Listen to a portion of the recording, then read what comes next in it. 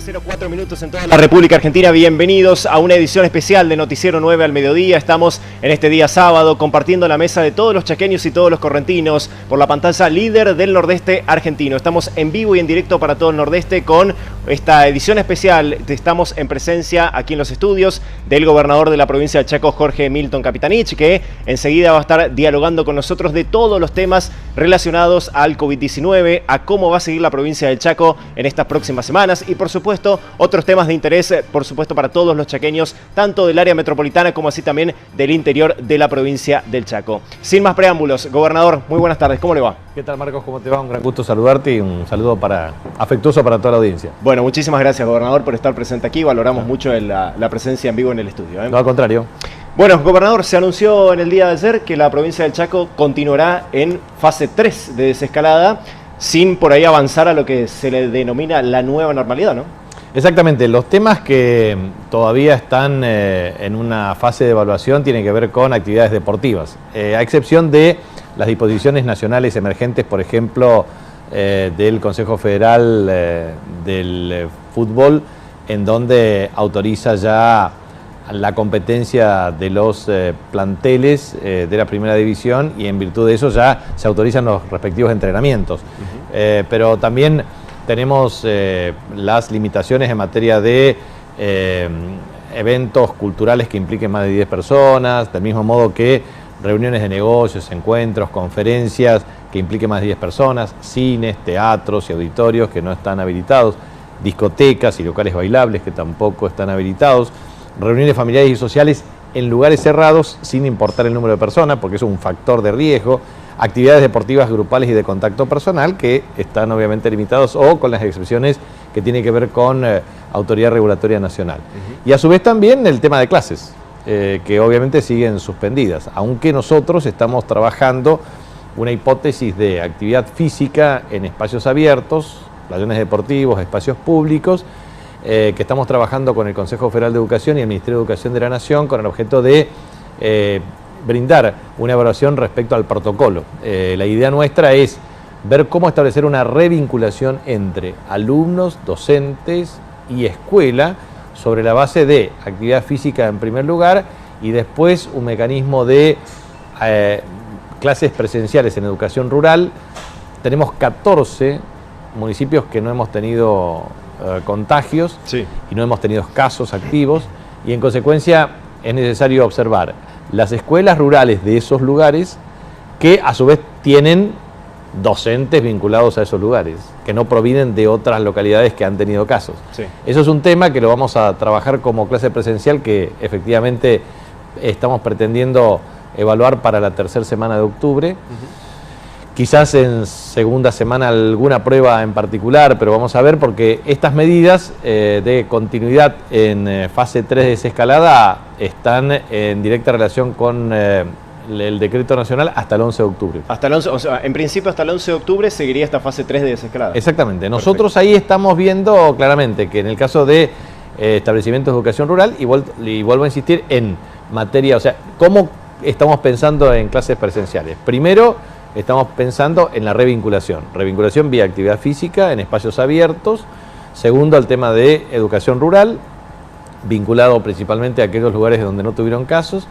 Tercer tema, iríamos observando la evolución de los últimos años de ciclos lectivos y de carreras, con el objeto de establecer mecanismos de observación y evaluación de la trayectoria escolar y después ver efectivamente cómo evolucionan los casos de la pandemia. Nosotros podemos hacer una evaluación, si te parece, Marcos. Sí. Usted trajo unos gráficos filminas como el presidente de la Nación. Exacto, lo miro y sí, adelante. Perfectamente. Es su casa, gobernador, así que exactamente. Tranquilo. Bueno, muchas gracias. Aquí lo que es importante, hacemos una muy breve exposición de esto. Esta es la curva de casos desde el 21 de julio hasta el 23 de septiembre. Nosotros hemos observado mucha estabilidad, básicamente en aproximadamente 45 días.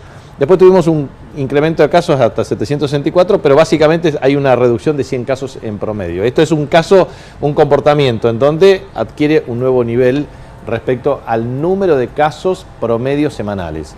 No obstante lo cual, lo que podemos observar es lo siguiente. ¿Cuál es la dinámica y estructura de los contagios? Vamos a reducir acá. Sí, no, tranquilo. Por ahí es media rebelde la pantalla, gobernador, pero no se preocupe. Ahí está. Ahí está, gracias a nuestro querido productor Luis Linares. Ahí perfecto. Entonces, ¿qué es lo que ha pasado en la provincia?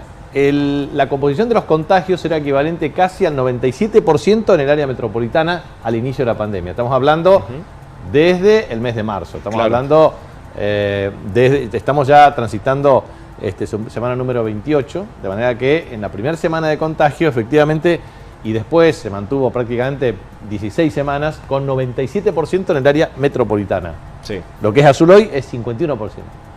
E interior 49%, eso más o menos se mantiene. Y dentro del área metropolitana 73% Resistencia, Barranqueras 17%, 9% Fontana y 1% Vilela.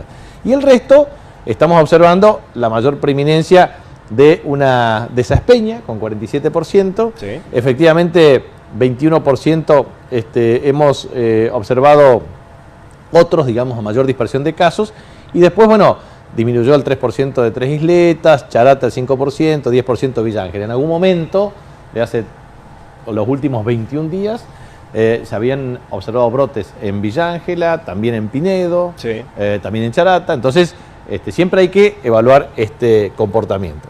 Entonces, cuando uno mira esto, la pantalla, observará la evolución del área metropolitana y la evolución de interior. Porque ahí en el interior, gobernador, hay una curva muy pronunciada. Muy pronunciada, exactamente. Entre el 1 al 5 de septiembre, efectivamente, hasta el 10-12 de septiembre, 15 de septiembre, tuvo un pico, un crecimiento exponencial de la curva. Entonces, ahí es donde nosotros observamos que el número de contagios requería una actividad de bloqueo. Entonces, hicimos un trabajo fuerte en Tres Isletas, en Castelli, en Villa Ángela, en Charata, en Pinedo y en el Sausalito. Ahora vemos básicamente la evolución de los casos, porque en el caso del área metropolitana, en general, aumentaron los números de casos promedios diarios semanales en ciertos lugares, pero siempre aumenta Barranquera, baja Fontana, aumenta Fontana, baja Barranqueras, sí. Aumenta Resistencia, baja Vileras, o sea... Y ahí se mantiene. Y ahí más o menos se mantiene el número de casos.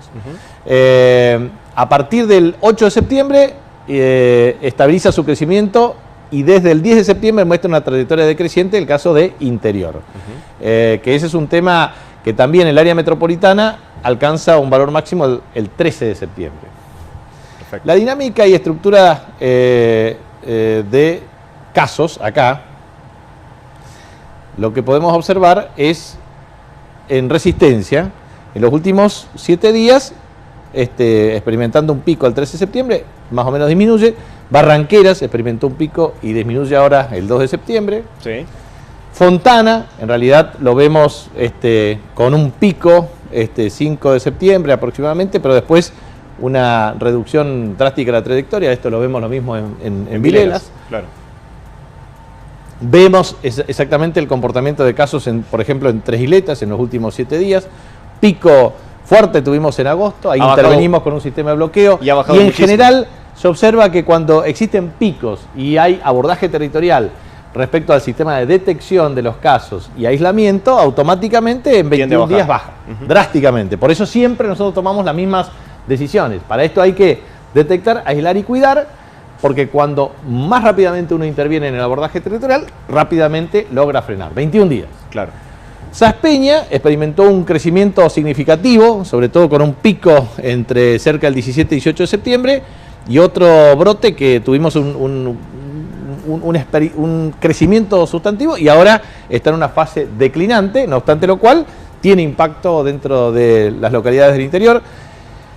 Sausalito manifiesta un comportamiento, digamos, errático con distintos lugares, pero es una de las localidades del interior que es persistente desde el 21 de julio al 22 de septiembre, o sea, cuando uno toma 60 días es persistente, y tuvimos brotes y focos con intervención y abordaje territorial. Charata tuvo un crecimiento muy fuerte a partir del 8 de septiembre y eso también implicó abordaje territorial, pero con doble pico. Después tiende a mesetarse el nivel de contagios. Sí. También Castelli es un caso muy concreto en los últimos 7 días.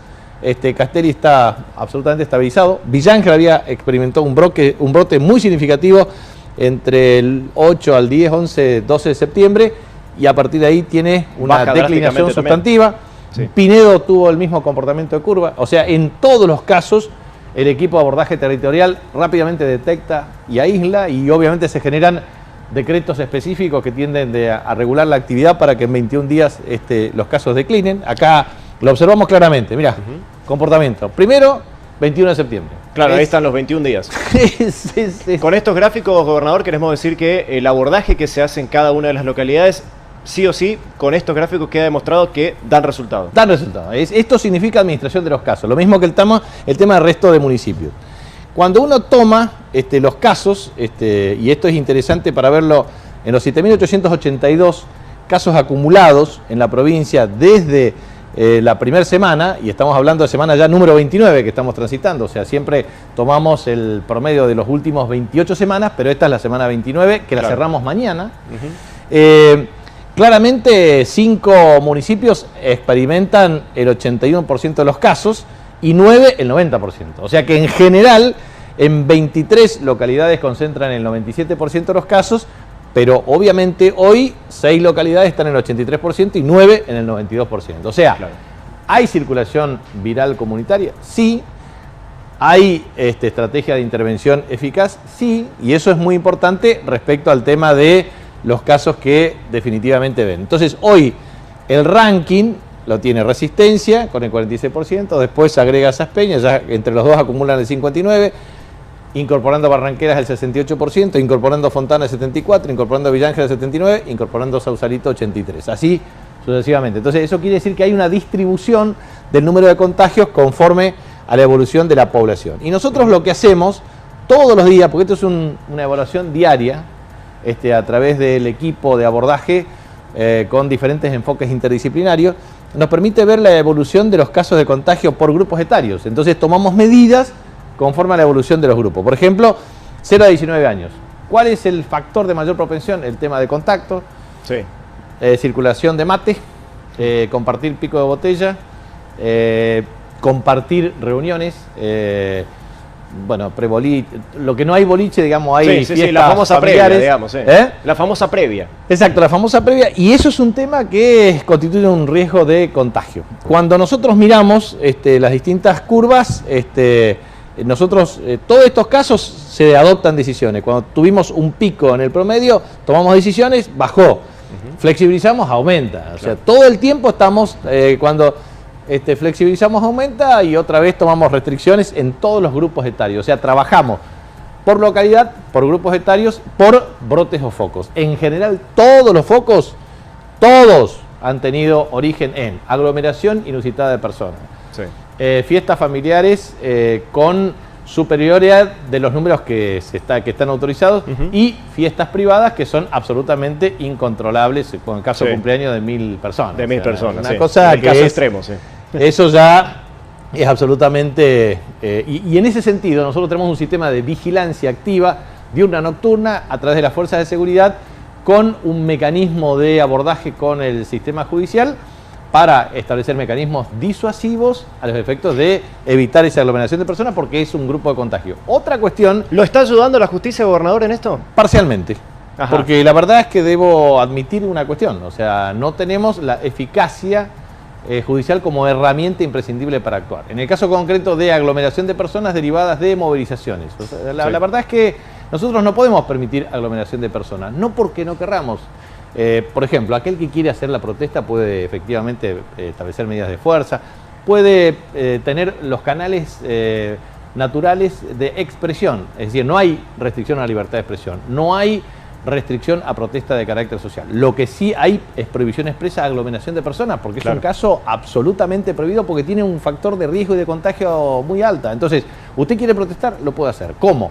Nosotros le habilitamos las condiciones, lo puede hacer a través de este canal, a través de los diarios, a través de las redes, a través de lo que usted quiera. Nosotros podemos potenciar inclusive la visibilidad de la protesta. Lo que no podemos permitir es la aglomeración de personas, por una razón muy sencilla, porque tenemos riesgo de contagio, y el problema de riesgo de contagio es que eso puede derivar en la muerte de muchas personas. Entonces, si nosotros no admitimos la gravedad de esto, entonces no tenemos conciencia de este virus que llegó para quedarse si no hay vacuna ni remedio. Entonces, lo que hay que entender es que el criterio de éxito para esto es la administración del número de casos. Fíjense, y allí es donde debe actuar la justicia, gobernador. Así es, que nos tiene que ayudar para esto. Y acá están la distribución del grupo de riesgo que nosotros analizamos en materia de cada uno de los lugares. Fíjense, en el interior tuvimos gran arremetida del número de casos producto de estas fiestas. Armamos un sistema de vigilancia diurna, nocturna, y esto nos permitió bajar el número de casos. Pero bueno, lo mismo que hicimos con respecto a cada uno de los grupos etarios. Se observa que cuando tomamos medidas, el impacto disminuye, pero en tanto se flexibiliza, aumenta el número de casos. Sí, sí, sí. Hijos del rigor. Bueno, y acá esto es otro tema que es muy importante para que la gente sepa. Este es un seguimiento que nosotros hacemos todos los días. Entonces, lo hacemos por grupo etario, lo hacemos por georreferenciación, lo hacemos por localización de casos. En el caso de Resistencia, llegamos a tener cerca de 39, 40 casos. Bajó a 26 ahora, tuvimos 5 casos. Entonces, la circulación viral, cuando tomamos fuertes medidas restrictivas en la semana 14, en las 2 próximas tuvo una fuerte reducción y llegamos a 5 casos. Otra vez empezó a aumentar. Entonces, acá hay un corredor que tiene que ver con Villa Libertad, Don Andrés, Fortines Argentinos, Palermo, Huiralde, etcétera, que observamos una circulación viral en Resistencia. Acá Central Norte, acá el macro centro de la ciudad, aquí es Barranqueras, acá tenemos Villa Río Negro. O sea, en rojo, esto en algún momento llegó a tener 19 lugares en rojo, con lo cual lo que estamos observando es, o sea, ¿qué es en rojo? Cuando nosotros tenemos por lo menos una aglomeración de personas superior a 6 casos. Ese es el mapa actual de la capital chaqueña. Esa es la noche. Perfecto. Entonces, este es un tema en donde más de 6 casos implica en un radio de acción determinada un impacto. Entonces, eso implica que nosotros hacemos un seguimiento del número de casos respecto al aislamiento domiciliario, aislamiento comunitario o en el caso de aislamiento hospitalario. Excelente. Y acá tenemos el caso de la identificación de los contagios en toda la provincia. Acá tenemos Sausalito y en los distintos parajes. Acá tenemos los casos de Taco Pozo. Acá tenemos Villángel. Sudoeste. Claro, Sudoeste, Villángel, etcétera. Acá tenemos el caso de Concepción de Bermejo, que estamos haciendo un rastrillaje muy completo en Concepción de Bermejo, porque ya vamos a llegar a más de 100 hisopados, seguramente 100, 150 en el transcurso de este tiempo, porque identificamos casos agrupados que a su vez puede impactar en nuevas fuentes de contagio. Y en el caso también de Frentones. Entonces, Frentones, en Pampa del Infierno, identificamos primero que ya los casos activos se han extinguido. En el caso concreto de Concepción de Bermejo, estamos generando un abordaje territorial. Lo mismo que ahora estamos observando Santa Silvina, como una proyección potencial de Santa Silvina. Siguen existiendo casos activos en Villángela, pero con una reducción drástica.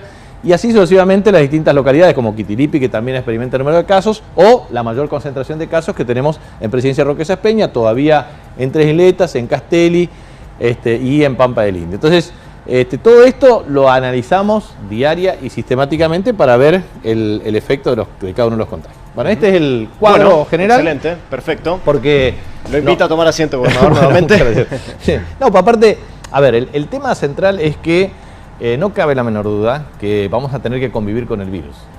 Y convivir con el virus significa higiene, normas de bioseguridad, significa uso de barbijo de carácter obligatorio, significa distanciamiento social, significa no estar más de 15 minutos en lugares cerrados, salvo obviamente las normas de bioseguridad que implica el desenvolvimiento de actividades como estas, el periodismo o actividades esenciales. Entonces, lo que queda claro es que, por ejemplo, en los comercios no hemos tenido casos de contacto, en los gimnasios no hemos tenido casos de contagio, en todos los lugares autorizados hay una responsabilidad extrema de las personas que usan un bien o un servicio y obviamente que desempeñan determinado tipo de actividades. Entonces, para el caso de la estudiantina, el día de la primavera, tomamos los recaudos preventivos, en algunos casos tuvieron concentración, pero en general se respetaron el uso de los espacios públicos. Entonces, la verdad es que nosotros quisiéramos en todo este tiempo generar la mayor flexibilización posible, pero tenemos un número de casos. Entonces, ¿cuál es el criterio de éxito? Administrar el número de casos. A nosotros nunca, efectivamente, nos generaron un impacto en términos de ocupación de camas de unidades de terapia intensiva, siempre osciló entre 9, 12%.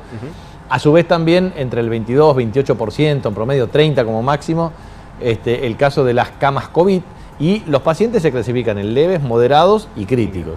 Entonces, nosotros también tenemos el aislamiento a través de lo que significa aislamiento domiciliario, aislamiento comunitario y aislamiento hospitalario. La verdad es que siempre hemos intentado, por todos los medios, que se pueda incrementar el aislamiento comunitario, es decir, en los lugares donde específicamente lo tenemos concentrado en el Hotel Gualoc de Presidencia Roque Saspeña y aquí en Hotel Casinos Gala. Claro. Y todo el complejo correspondiente. Bueno, pero si bien hay muchos casos que han tenido un tratamiento allí de aislamiento comunitario, no necesariamente la gente quiere aislarse comunitariamente, sino lo prefiere hacer en su domicilio. Ahora, lo que nosotros hicimos muy bien, digamos, es un muy buen sistema de planificación e indicadores desde el punto de vista estadístico que nos permite hacer este tipo de seguimiento, porque cuando identificamos un núcleo de casos, automáticamente intervenimos. ¿Cómo? A través del plan detectar. ¿Cómo? A través de plan detectar, ayudar, toda una red de abordaje territorial, hisopado, procesamiento a través de una red de laboratorios, entre 5 hasta 7 laboratorios en condiciones de procesar las muestras. Entonces, aumentamos drásticamente el número de muestras. Entonces, te podrías imaginar que nosotros empezamos con 0 capacidad de procesamiento de muestras en las primeras 3 semanas. En la cuarta, 66. Ahora llegamos a 819 casos, o sea, y podemos llegar a un poco más inclusive. Entonces, gobernador, disculpe, que el virus se traslade o se vaya proliferando por ahí en algunas zonas del interior y no en el Gran Resistencia como era al principio, ¿dificulta un poco más las cosas o no? Hay que trabajar con una coordinación territorial muy fuerte, porque hay que trabajar con los hospitales cabeceras de cada una de las localidades, con los centros de salud.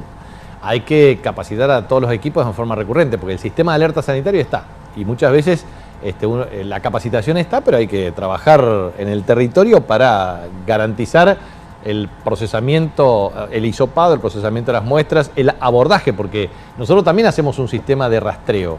Y el sistema de rastreo tiene que ver con la trazabilidad de los casos. La trazabilidad significa el contagio, el contacto estrecho y los nexos epidemiológicos vinculantes. Entonces, eso es todo un desafío. ¿Y con los intendentes se va trabajando bien? Muy bien, excelente, porque los intendentes son claves en el proceso, porque ellos tienen una capacidad de ejercicio de liderazgo local muy bueno. Entonces, todo el tiempo nosotros coordinamos con los intendentes, con los directores de hospitales, con los enfermeros. Por eso siempre agradezco de una manera extraordinaria. Yo estuve hoy inaugurando la remodelación integral del Centro de Salud de Cristo Rey. Sí.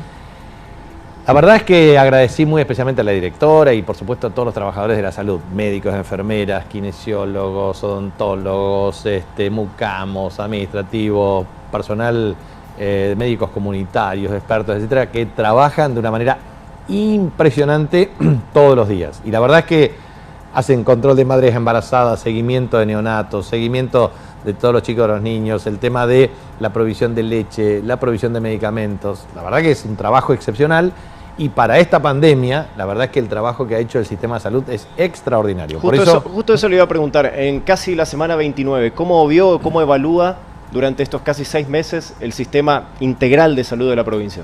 Bueno, el sistema estaba muy no solamente complicado. de COVID, sino de todo. No, a ver, yo siempre hago un análisis. El otro día me invitaron a dar una conferencia en Zoom y entonces sobre el tema, cómo analizaba el tema de la pandemia a nivel internacional. Entonces, mi conclusión es la siguiente.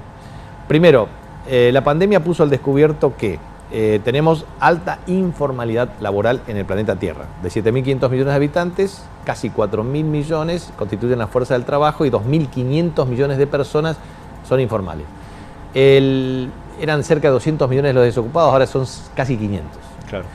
¿Eso qué te demuestra? Que la informalidad laboral no tiene contribución al sistema de seguridad social. Entonces, informalidad laboral tiene sistema de seguridad social laxo, débil, y un sistema sanitario deteriorado. Entonces, el mercado no te resolvió el problema del financiamiento del sistema sanitario. Entonces, ¿qué problema te generó la pandemia? Puso al descubierto que con un problema serio de informalidad laboral, una debilidad estructural del sistema, una laxitud, debilidad del sistema de seguridad social, el sistema sanitario se ve notoriamente resentido. Entonces, esto es lo que nos pasó a nosotros. Veníamos de una crisis del sistema sanitario. La verdad que le pusimos, este año a nosotros, esta pandemia nos cuesta más o menos en proyección 1.700 millones de pesos. ¿A la provincia? A la provincia. y nada más, vos fíjate, reactivos. Reactivos para ser hisopados, etcétera, etcétera. Vamos a tener cerca de 55.000 ya, de PCR nomás. Sí. Aparte más de 5.000 en el tema de testeos rápidos, más todo lo que ha significado armar el autotest, que son cerca de 300.000 personas que han repetido el tema, que a su vez con el 0800, porque el sistema funciona muy bien. Nosotros hemos diseñado un muy buen modelo que te mide las consultas y su evolución con el número de contagios. ¿Eso qué significa? Que de cada consulta, a los 3 días, te surgen los contagios. Y la consulta se transforma en consulta sintomática, o sea, es consulta total, consulta sintomática, contagios, 3 días. Y más o menos entre el 5 al 7º día, internación, o leve, moderado o crítico, conforme a un porcentaje. ¿Qué es lo que nosotros tenemos como un problema serio en la provincia? La tasa de letalidad. ¿Por qué? Porque tenemos... ¿Se puede empezar a bajar eso? Bueno, Ahora es muy complicado. Baja conforme a la evolución del número de casos y la proporción relativa. Ahora, el problema central que hemos tenido nosotros es que personas de más de 60 años con patologías de base, enfermedades de base o lo que se denomina comorbilidades, Sí. llegamos a tener hasta el 92% de personas con letalidad. Claro. Menos de 60 años, cerca del 72% cuando entra en etapa crítica. Por eso es muy importante la detección precoz. Por eso es muy importante cuando existen un número de casos o varios casos en el mismo día o en los mismos, en la misma semana, hay que ir rápido. Sí. ¿Por qué? Porque uno detecta rápido, más precozmente. Entonces, los casos críticos no se dan y en virtud de eso disminuye la letalidad. Así que eso es un tema muy complicado del sistema. Yo como analizo Argentina, digamos, yo creo que en Argentina para mí no hay sinceramente contactos estrechos, para mí la circulación del virus es comunitaria, es en la totalidad del país. Así como nos pasó acá en el área metropolitana e interior, lo mismo ocurrió, era 97% de los casos, ahora concentra Sí, el 50% prácticamente el área metropolitana respecto al resto del país. Obviamente... Bueno, Corrientes dice que no tiene circulación comunitaria hasta ahora. Sí, hay que ver, digamos, me parece que sería muy deseable opinar en términos de que hay circulación comunitaria como principio y que eso se puede adecuar a cada una de las provincias en particular. Pero la verdad es que siempre es necesario entender eso como experiencia y a su vez lo que es más importante en esto es cómo uno cuida geriátricos, Sí. cómo uno cuida lugares de encierro, cómo uno cuida que no existan brotes en barrios populares, porque esos son los que aumentan la letalidad y el efecto de contagio. Y después cómo lograr que efectivamente los equipos de abordaje territorial sean tan eficaces para detectar casos y hacer rastreo. Entonces, esto nosotros hemos mejorado para administrar el número de casos con flexibilización de actividades. Ahora bien, esto ha demostrado este virus que no reconoce distancia, no reconoce clima, no reconoce límites geográficos, Ni condición social, ni ni edades. condición social, ni edades, no reconoce tampoco remedios ni vacunas, por lo tanto, lo único que te queda es organizarte bien para controlar la circulación, o mejor dicho, administrar el número de casos. Entonces, ¿qué fortalezas nosotros hemos tenido? Bueno, que hemos administrado el número de casos sin el colapso del sistema sanitario y con fuerte inversión, porque la verdad es que ya hemos tenido cerca de 400 millones de pesos de inversión efectiva en infraestructura sanitaria, en equipamiento, en insumos y medicamentos. Y a su vez también una cuestión que me parece muy importante. Fonplata nos autorizó a 40 millones de dólares. Esto en 24 a 36 meses implicará un cambio estructural en todo el complejo sanitario del Hospital Perrando. Vamos a tener el hospital de San Martín absolutamente reformado y ampliado, el nuevo hospital de Gancedo, el nuevo hospital del Espinillo, pero también hemos intervenido en La Leonesa, estamos por intervenir claramente en Basair, ya lo hicimos en Barranqueras, en Fontana, Sí. Vamos a tener un hospital pediátrico también en Presidencia Roque Saspeña, ya lo hicimos en Tomás Amigo de Plaza, lo hicimos también en Machagay, o sea, hicimos la reforma parcial en el Hospital de Bicentenario para la unidad COVID y también en Saspeña, y lo mismo vamos a hacer una remodelación parcial del Villarrío del Mejito y también lo estamos haciendo en Charata, cuyo aniversario es el próximo 4 de octubre y vamos a inaugurarlo. Lo mismo, una remodelación parcial en Pinedo y así sucesivamente. Nosotros lo que estamos por hacer es una red sanitaria en óptima calidad. Entonces, lo que queremos hacer es telemedicina, medicina digital, un sistema de historia electrónica centralizada, consulta electrónica, pero a su vez también capacitación de recursos humanos, más ambulancias, más equipamiento, mejor infraestructura edilicia, carrera sanitaria, sistema de vigilancia epidemiológica, mejor sistema de fiscalización sanitaria, mejor seguro provincial de salud, más plata, porque el sistema, mira, nosotros estamos pensando para el presupuesto del año 2018 pasar de casi 13.000 millones de pesos a 18.000. Claro. Y eso significa claramente una mayor inversión en salud. Gobernador, le hago la última pregunta antes de irnos a la primera pausa. Sí. Si todo esto persiste, que va a persistir, y Dios no quiera se agrave la situación, ¿se evalúa la posibilidad o está la posibilidad de volver para atrás en la provincia del Chaco, como lo ha hecho otras provincias? ¿Está preparado el gobierno para hacerlo? ¿Está preparado la sociedad misma para hacerlo? Porque obviamente ya pasadas 29 semanas casi, estamos todos realmente muy agotados por lo que es esta pandemia, económicamente también. Digo, Dios no quiera, pero si pasa, ¿puede ocurrir volver de fase en la provincia? Nosotros tenemos no es un eslogan, sino un principio de acción, que es juntos valoramos, juntos decidimos. Para lo cual tenemos un comité de monitoreo, evaluación y seguimiento de la emergencia sanitaria. Nos reunimos todos los lunes, 8:30 horas. Están todos los actores representados y todos los sectores. Conjuntamente hacemos un monitoreo de todos los indicadores. Después de eso tenemos el Consejo Provincial de Desescalada, sí, que es también una instancia de participación de intendentes, de sindicatos, de empresarios, es decir, de todos los actores económicos, sociales e institucionales y políticos de la provincia con el objeto de tomar decisiones en conjunto.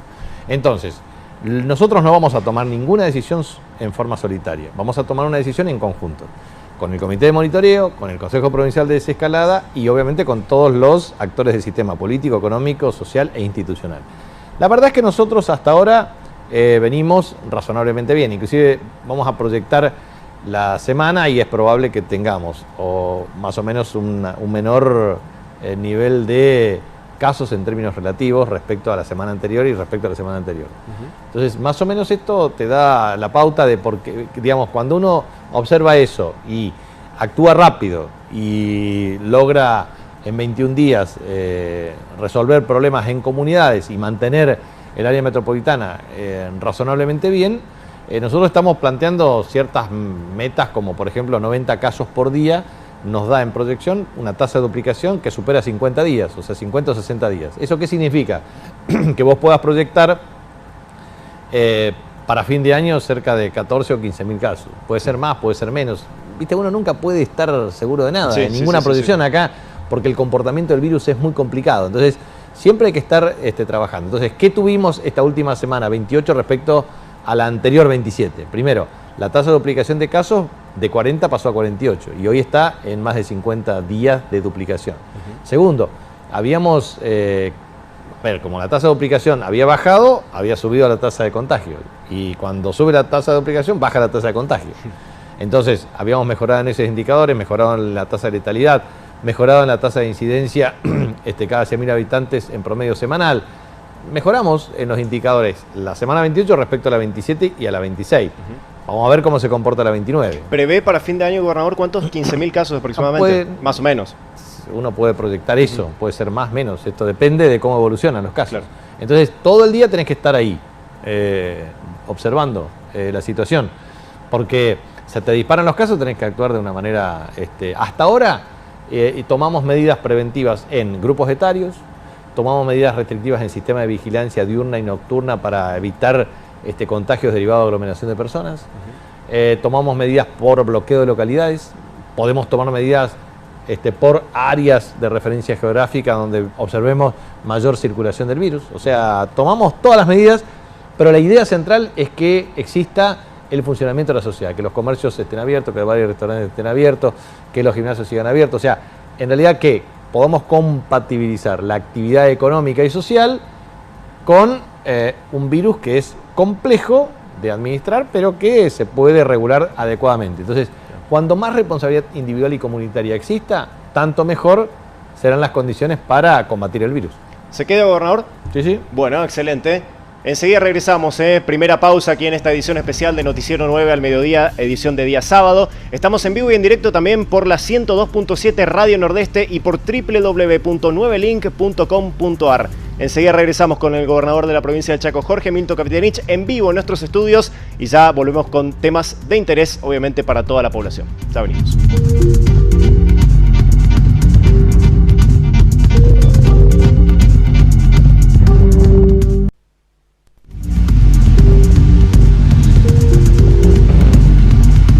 Bueno, continuamos en esta edición especial de día sábado de Noticiero 9 al mediodía con la presencia del gobernador de la provincia del Chaco, Jorge Milton Capitanich, aquí en vivo en nuestros estudios, hablando de lo que es esta tercera fase de desescalada en la provincia del Chaco que se ha anunciado en el día de ayer y obviamente de otros temas de interés para nuestra provincia. Gobernador Capitanich, bueno, recién estábamos dando un breve repaso de toda lo que es la situación COVID de la provincia. Le quiero preguntar acerca de la educación puntualmente. ¿Qué va a pasar con las clases de este año? Ya la ministra Torrente había anunciado o había anticipado que durante este año ya va a ser muy complicado volver a las clases. ¿Se perderá el año? ¿Qué va a pasar con los chicos? ¿O qué va a pasar el año que viene? Bueno, todo lo que se resuelve se hace en el marco del Consejo Federal de Educación. Yo estoy coordinando acciones con el ministro Nicolás Trota porque entendemos que después del 11 de octubre es perfectamente factible pensar en una revinculación, como dije antes, entre alumnos, docentes y escuela a través de actividad física en espacios abiertos, pabellones deportivos, etcétera, de una manera gradual y también en escuelas rurales, sobre todo en 14 localidades que no han tenido casos COVID-19 y que en definitiva la comunidad rural, conjuntamente con los alumnos y los docentes, coexisten y conviven sin la existencia de casos. Eso es perfectamente posible pensar en una reapertura y a su vez después de un modo gradual ver los casos de séptimo, quinto año, últimos años de determinados ciclos lectivos que puedan volver de una manera razonable conforme a la evolución del número de casos y también atendiendo la realidad de cada localidad. Así que todo eso esperamos nosotros trabajar en los protocolos correspondientes después del 11 de octubre y vamos a ver si es factible su inicio. Pero esa es nuestra perspectiva y nuestro horizonte. Pretendemos que eso sea gradual. Tema de reactivación económica, gobernador. Ya van obviamente 29 semanas de una economía bastante resentida, ¿no? Por el tema de COVID-19 y por la pandemia. Hoy a la mañana hubo anuncios importantes. ¿Y cómo va a seguir planteado, ¿no? El tema económico de ahora en más? Porque bueno, hay que comenzar a girar nuevamente la rueda, ¿no? Totalmente, la recuperación de la actividad económica es clave, la reactivación de la economía es esencial. Nosotros queremos fortalecer la agroindustria como símbolo de la recuperación económica y que el modelo chaqueño sea también la base de un modelo nacional de impulso a la reactivación económica.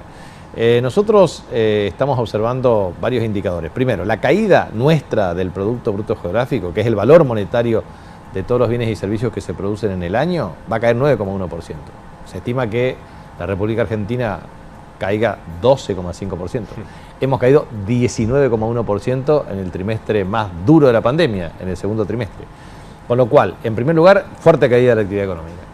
El presupuesto 2021 de Nación, 5,5% de recuperación. Nosotros estamos pensando en 8%. De eso depende mucho el tema del presupuesto, que vamos a anunciar el próximo 30 de septiembre conforme a la Constitución Provincial. Eso implica crecimiento de la economía en 8%, también una asignación de recursos de 35.000 millones de pesos para obras de infraestructura con distintas fuentes de financiamiento, equivale al 7% de la inversión pública en términos de Producto Bruto Geográfico y generarían más o menos cerca de 10.000 empleos en 25 departamentos y 69 localidades. O sea que ese es el gran impacto que queremos dar. A ver, aquí cómo vamos a ver las distintas actividades. El trigo tuvimos serios problemas, heladas, sequía. Girasol no se pudo sembrar lo que estaba como estimación, producto de la sequía. La sequía sigue severa, nosotros no observamos menos que el 40% inferior del régimen de lluvias en los próximos 3 meses, en octubre, noviembre y diciembre. Sí. Con lo cual, ¿qué es lo que observamos? Bueno, probablemente vamos a tener mayor expansión del cultivo de algodón, 300.000 hectáreas como mínimo, puede llegar a 500.000 hectáreas como máximo, eso se verá. Soja, entre 600.000 y 700.000 hectáreas, eso también dependerá de la provisión de lluvias. En algún momento se preanuncia normalización de los registros para el mes de febrero, pero hay que ver exactamente su comportamiento, pero lo que estamos en un ciclo seco marcadamente, con sequías muy severas. Los últimos 8 meses han sido muy secos y los últimos 6 duramente secos. Extremadamente secos, con un impacto muy fuerte en zonas como por ejemplo Castelli, que ha afectado claramente la ganadería. Aparte, nosotros tenemos 31.000 productores ganaderos y 21.000 son menos de 100 hectáreas, menos de 100 cabezas, o sea que son pequeños productores ganaderos que, gracias a la producción ganadera, sobreviven. Entonces es un tema gravísimo. Entonces hicimos un programa de asistencia de 100 millones de pesos ahora, cerca de 200 millones de pesos en total durante el año, pero es insuficiente, claramente insuficiente. Así que nosotros estamos observando eso. Lo que hoy anuncié, que es una medida muy interesante para los empleados públicos, porque lo que nosotros les decimos al empleado público es lo siguiente: si usted tiene una deuda financiera con el nuevo Banco del Chaco, y nosotros tenemos un stock de 3.800 millones de pesos de acreencias como cartera, usted no va a pagar ni capital ni intereses ni en octubre, ni en noviembre, ni en diciembre. ¿Eso qué significa? Si alguien percibe un salario líquido a 33.000 pesos y tiene una cuota de 5.000 pesos por mes, no paga la cuota de 5.000 pesos por mes, sino que recibe los 33.000, no los 28.000 que le corresponderían. Y toma 5.000 pesos del mes de octubre, 5.000 de noviembre, 5.000 de diciembre y lo gasta. En el próximo trimestre, enero, febrero, marzo, nosotros vamos a hacer una reprogramación, pero con tasas del 39%, el mercado financiero 60% como mínimo en promedio, y algunos usureros te cobran 130, 160, cualquier cosa. Entonces, lo que nosotros estamos diciendo es que la proyección macroeconómica y fiscal podría mejorar y en consecuencia este adelanto financiero que tenés lo compensás con un incremento salarial en el primer trimestre. Entonces vamos a generar, porque nosotros tuvimos claramente una situación fiscal perjudicial por una razón muy sencilla. La pandemia redujo la actividad económica, redujo la recaudación fiscal e impositiva, redujo la transferencia de recursos de acuerdo a lo proyectado. Entonces tenemos que ser muy cuidadosos y cautelosos en la administración de los recursos. Pero lo mismo que le decimos, programa de expertos, comunitarios, etcétera, o jornalizados o de contrato de locación de servicios, una línea especial a partir del 15 de octubre. A partir del 1 de octubre, los que no tienen deuda pueden tomar un préstamo en estas condiciones también. Entonces aumenta el ingreso para que puedan pasar fiestas en mejores condiciones. Lamentablemente, también tenemos que decir que hoy no se avisora que las fiestas puedan ser las mismas y tradicionales, con aglomeración de personas, etcétera, etcétera. ¿Vamos a pasar Navidad y Año Nuevo con barbijo? Claro, va a ser una situación difícil y compleja. Entonces tenemos que pensar que hay muchas actividades que aún no van a poder activarse como era necesario. ¿Cuántos clubes habrían para este tipo de eventos? ¿Cuántos locales bailables? La verdad es que vamos a tener una situación difícil y la verdad es que tenemos que cuidarnos mucho más en esas etapas, en esas instancias. Es cierto que el verano puede atenuar algún impacto, pero quedó demostrado que si uno toma desde Emiratos Árabes con 48 grados hasta distintos países afectados por esta pandemia, la verdad es que no respeta temperatura. Claro.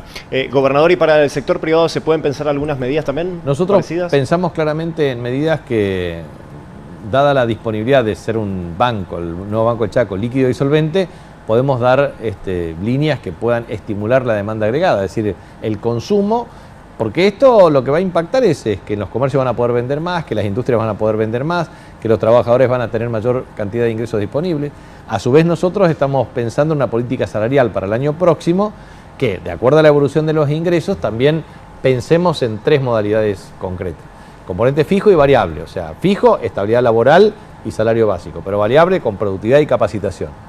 Componente directo e indirecto. Directo, el salario nominal, pero indirecto es, queremos lograr que tenga acceso a internet más barato que los precios de mercado, energía eléctrica más barata, agua potable más barata, servicios cloacales más baratos, establecer mecanismos de canasta básica de alimentos más baratos con sistemas de concertación a través de un costo financiero más barato, o sea, todo por el régimen de automaticidad que tienen en materia de descuentos, que a su vez permite tener un cobro seguro para las empresas proveedoras de servicio y a su vez también mejorar la capacidad de compra del salario público y del privado, porque eso es muy importante. O sea, mirá, estamos pensando realmente que 35.000 millones de pesos pueden ser la masa total de recursos en materia de obras de infraestructura.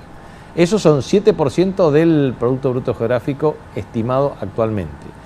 Eso realmente tiene un impacto muy bueno en materia de empleo, cerca de 10.000 empleos. Claro. Si eso es así, efectivamente nosotros vamos a tener un inicio del proceso de reactivación económica. Ahora, Marcos, el problema central nuestro es que haciendo todo este esfuerzo, vamos con 2 o 3 años de crecimiento, vamos a volver al... Esto es como el juego de la Oca, ¿viste? Claro. Volver al principio, sí, o sea, volver al 2015. Retrocede 3 casilleros, digamos. Claro. Retrocede 3 casilleros. No, eso es terrible lo que nos está pasando. La verdad es que es tremendo. Todo lo que nos está pasando es tremendo. Esto es peor que el 2001-2002. La única, o el único atenuante que yo veo respecto al 2001 y 2002 es que nosotros estamos con una red de seguridad social mucho más inclusiva y estructurada. O sea, la jubilación anticipada, en el año 2001 y 2002 vos tenías el 60% de las personas en condiciones de jubilarse que se jubilaban. Ahora, el 97%. No va a haber corralito ahora, gobernador, ¿no? Bueno, eso es un tema que...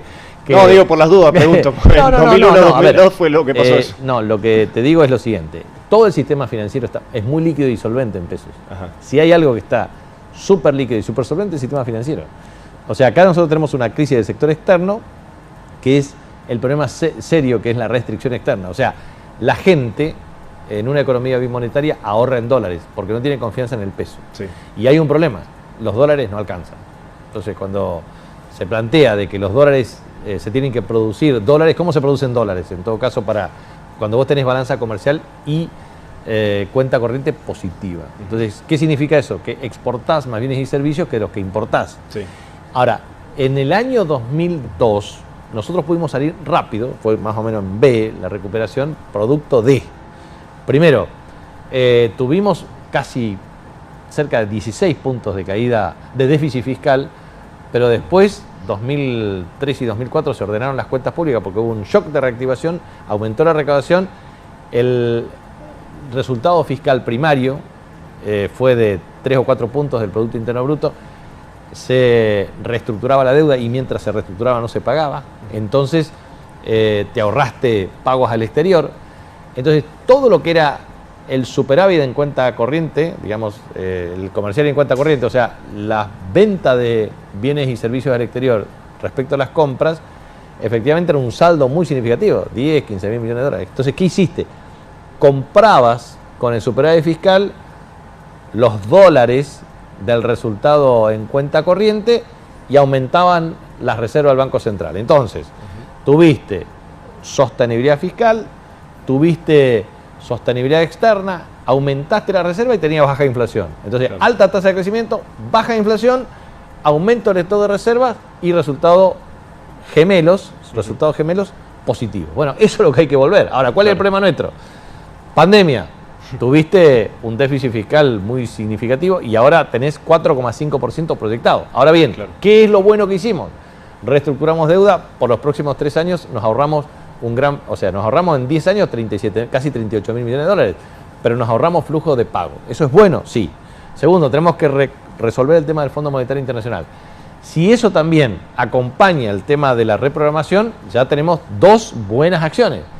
Y si nosotros logramos resolver este problema del frente externo, eso nos va a permitir lograr una recuperación de la actividad económica, generar más empleo, más consumo, recuperación de la demanda agregada y, bueno, círculo virtuoso. Tenemos que volver a crecer. Claro. Gobernador, ¿cómo está la relación con la provincia de Corrientes? Digo, a ver, en estas últimas semanas hubo fuertes reclamos de ambos lados, ¿no? Del lado correntino, del lado chaqueño, con respecto a la flexibilización del puente Chaco-Corrientes. ¿Cómo se viene diagramando eso? Bueno, nosotros tenemos una relación institucional sólida entre ambas provincias, como con todos los gobernadores de las provincias argentinas y con el gobierno nacional. Nosotros no intervenimos en las decisiones de cada uno de los gobernadores de las provincias argentinas, porque no me incumbe. Entonces hicimos llegar claramente nuestras expresiones y obviamente esto corresponde que cada autoridad lo resuelva. En segundo lugar, lo que quiero decir es que nosotros estamos trabajando mucho en la agenda con el segundo puente Chaco Corrientes. Por eso dijimos, primero, proyecto ejecutivo. Y la verdad es que en el año 2014 y 2015 trabajamos en el acuerdo con el gobernador de la provincia de Corrientes y el vicegobernador a cargo del Poder Ejecutivo cuando era jefe de gabinete de ministros. Ese documento está. Ahora logramos incluir ya en el proyecto enviado por el Poder Ejecutivo la garantía del Tesoro. Entonces, proyecto ejecutivo más garantía del Tesoro, se necesita financiamiento. Ya estamos identificando a los grupos que efectivamente pueden ser los interesados para la construcción de esta obra.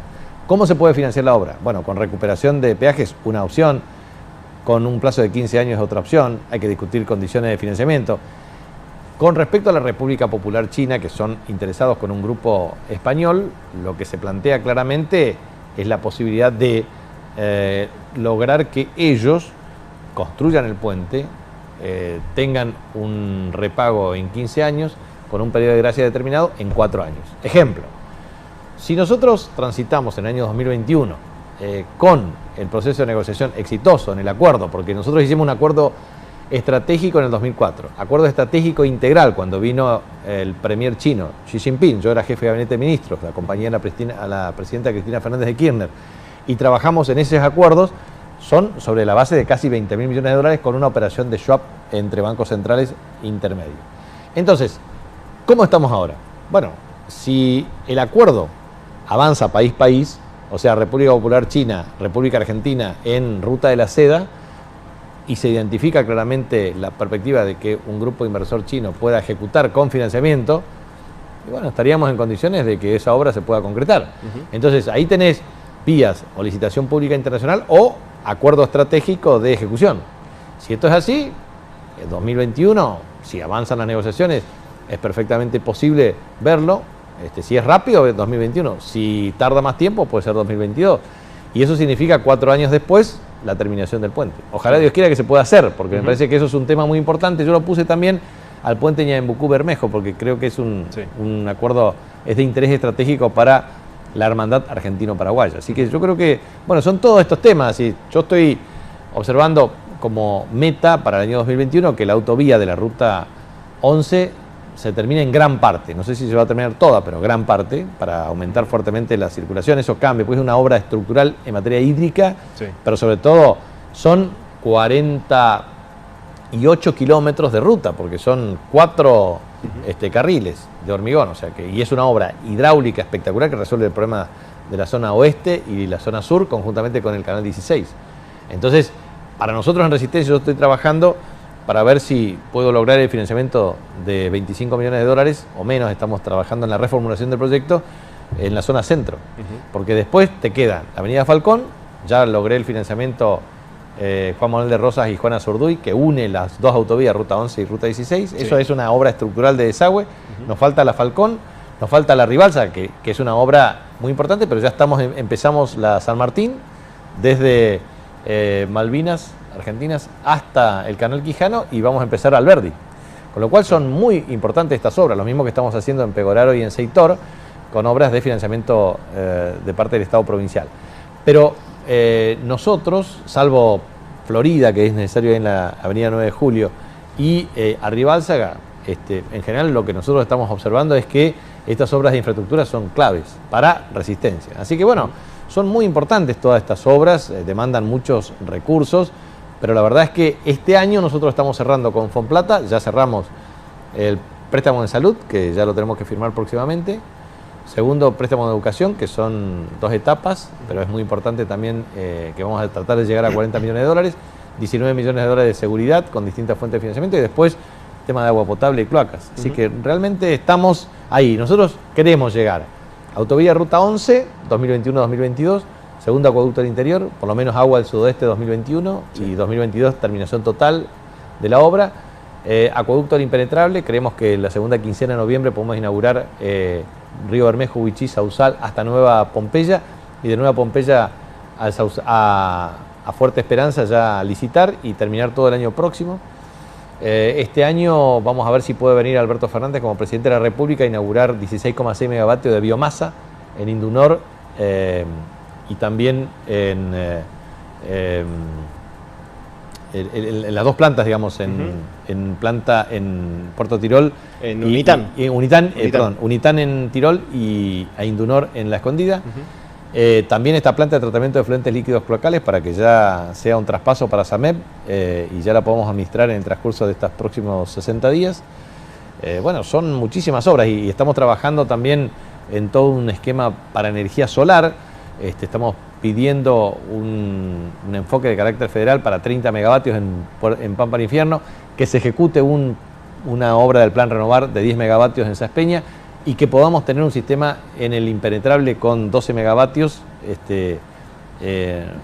con energía solar y a su vez que podamos tener centrales termoeléctricas y a su vez toda la alta, media y baja tensión del anillado sudeste para que tengan energía eléctrica en muy buenas condiciones desde Villa Ángela hasta Charata, Las Breñas y Pinedo. Gobernador, bueno, agradeciéndole muchísimo por su tiempo, ya estamos llegando al final de esta edición especial. Estamos en vivo, obviamente, por Radio Nordeste 102.7, también en www.9link.com.ar. Esta pandemia, estas casi 29 semanas, estos casi 6 meses, como le queramos llamar, a usted personalmente, digo, como persona, tal vez como gobernador, no tanto como hombre político, sino como persona, ¿qué experiencia le ha dejado? ¿Qué ha ganado de experiencia o cuál es el aprendizaje que le ha dejado este tiempo de pandemia? Bueno, la curva de aprendizaje para mí es experimentar y sufrir el dolor de cada persona infectada, porque la verdad es que muchos familiares han perdido sus seres queridos. Nosotros en esta pandemia hemos perdido personas que apreciábamos mucho, personas que en definitiva jalonaron la vida de nuestra provincia, fueron parte de nuestros vínculos, de nuestros afectos, nuestros hermanos y hermanas más queridas. Y entonces es un tema que nos impacta profundamente en el corazón. En segundo lugar, entender que esta pandemia es extremadamente compleja y a nosotros nos tocó desde el primer día, y lo cual es muy complicado. AMBA y nosotros fuimos los más perjudicados. Sí. Y muchas veces uno se pregunta por qué a nosotros, y bueno, pero nos tocó. Claro. Y eso implica empezar de cero, porque nadie tiene experiencia en una pandemia cuyo virus ha mostrado su virulencia, su impacto, su letalidad, y la verdad es que no lo han podido dominar ni en las principales potencias del mundo. Entonces, cuando uno dice, esto empezó en China, pero se expandió en Estados Unidos, en Brasil, en toda Europa, bueno, la verdad es que esto habla a las claras de que es un virus muy complicado. Entonces, yo siempre transmitía básicamente que esto es, digamos, lo primero que uno tiene es planificación, gestión y comunicación.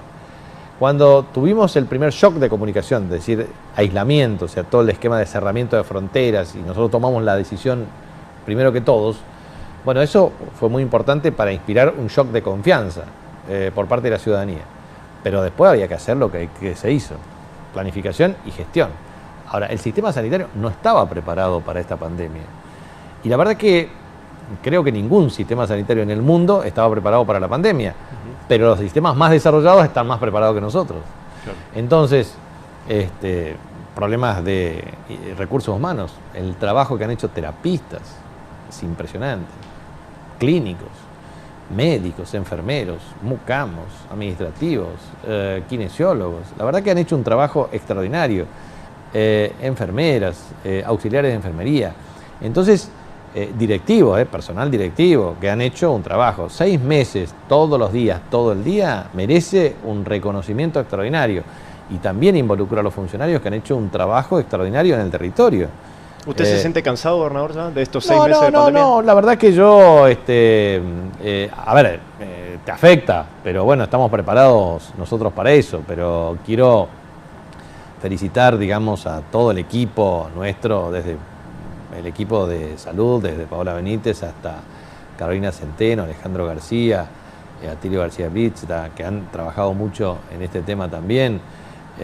Nosotros creemos que todos ellos y todos los directores, bueno, en el caso de Nancy Trejo, Daniel Pascual en el Hospital Perrando, no quiero dejar de reconocer el esfuerzo de los residentes, el trabajo de terapistas. Yo no quiero citar a todos por nombre y apellido, pero también a las fuerzas de seguridad que han tenido un trabajo encomiable con el ejercicio de todo el equipo desde Gloria Salazar como ministra, a todo su equipo y a todo el jefe de policía Ariel Acuña y a todos los miembros de la Fuerza de Seguridad y al anterior jefe Romero también que ha trabajado, o sea que es un trabajo muy fuerte, pero también a todo el equipo de gabinete que también ha trabajado y a ustedes, porque los medios de comunicación han sido extraordinariamente importantes en esta etapa. Bueno, todos los comerciantes, todos los que no tenían actividades no esenciales, los que no pueden trabajar. La verdad que es el esfuerzo, cómo han tenido que soportar esta actitud. Los chicos, la verdad que siento yo una enorme congoja y preocupación.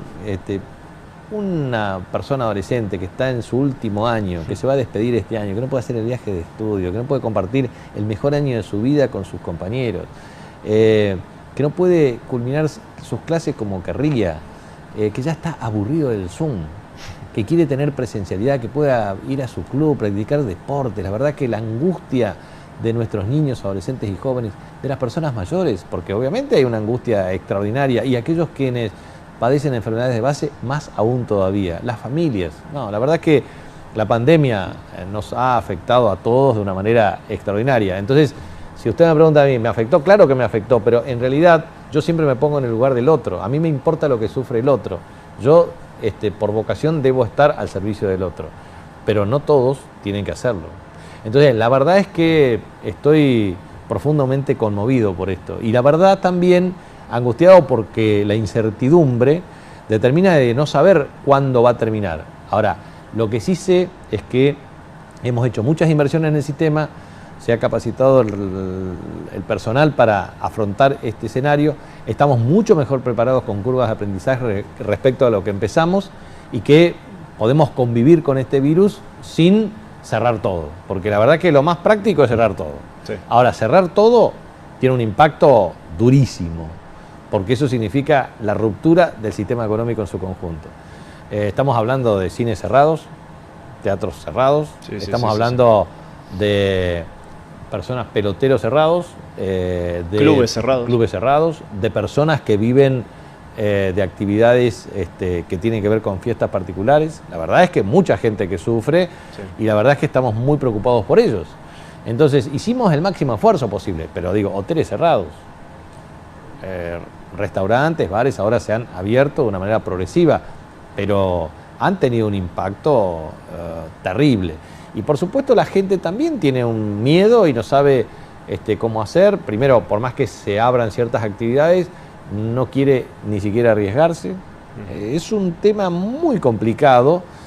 La pandemia nos ha afectado de una manera dramática a todos, pero también nos ha implicado un desafío de que es posible convivir con un virus si no somos responsables y nos cuidamos. Si somos responsables y nos cuidamos, vamos a ser solidarios. La verdad que la mejor manera de ejercer la solidaridad en esta etapa es cuidarnos.